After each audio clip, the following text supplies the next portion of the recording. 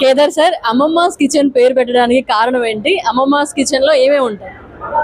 ముఖ్యంగా అమ్మమ్మ కిచెన్ అనే పేరు పెట్టడానికి కారణం, ప్రతి ఇంట్లో ప్రతి ఒక్కరికి అమ్మమ్మ ఉంటుంది కాబట్టి ఆ పేరు చాలా ఈజీగా ఉంటుంది. అండ్ మేము చిన్నప్పుడు మా అమ్మమ్మ వండిన చేప పులుసు కానీ లేకపోతే చికెన్ కర్రీస్ కానీ ఇవన్నీ మాకు బాగా ఇష్టం. సో అదే గుర్తుగా అమ్మమ్మ కిచెన్ అని పెడితే వచ్చి తినేవాళ్ళు కూడా అరే మన ఇంట్లో మన అమ్మమ్మ చేసిన ఇదిలానే ఉంటుంది కదా అని చెప్పి దానికోసమే అమ్మమ్మ కిచెన్ అనే పేరు పెట్టాము. ఇక్కడ కంప్లీట్ సౌత్ ఇండియన్ స్టైల్లో ఫుడ్ ఉంటుంది. అంటే రాగి సంగటి, చేపల పులుసు, bagara rice with mutton curry, chicken, gongura chicken, అంటే ఇక్కడ లేని ఫుడ్ మేము ఇక్కడ తీసుకురావాలి. అండ్ మోస్ట్లీ నెల్లూరు చేపల పులుసు అనేది చాలా ఫేమస్ కాబట్టి, అది మన నెల్లూరు నుంచే ఫేమస్ కాబట్టి కంపల్సరీ చేపల పులుసు దాంట్లో ఒక 4 వెరైటీస్ ఆఫ్ చేపల పులుసుగా పెట్టాలి.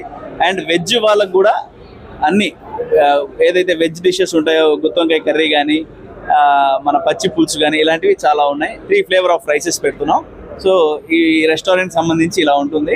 అమ్మమ్మ కిచెన్ అనే పేరు మటుకు ప్రతి ఇంట్లో ప్రతి ఒక్కరికి అమ్మమ్మ ఉంటుంది కాబట్టి అందుకని అమ్మమ్మ కిచెన్ పెట్టాం.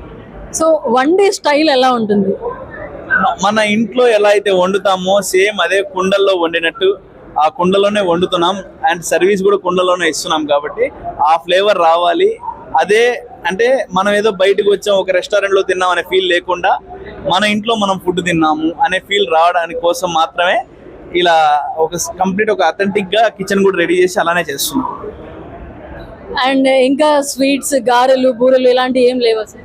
డెజర్ట్స్ ఉన్నాయండి, డెజర్ట్స్ ఉన్నాయి.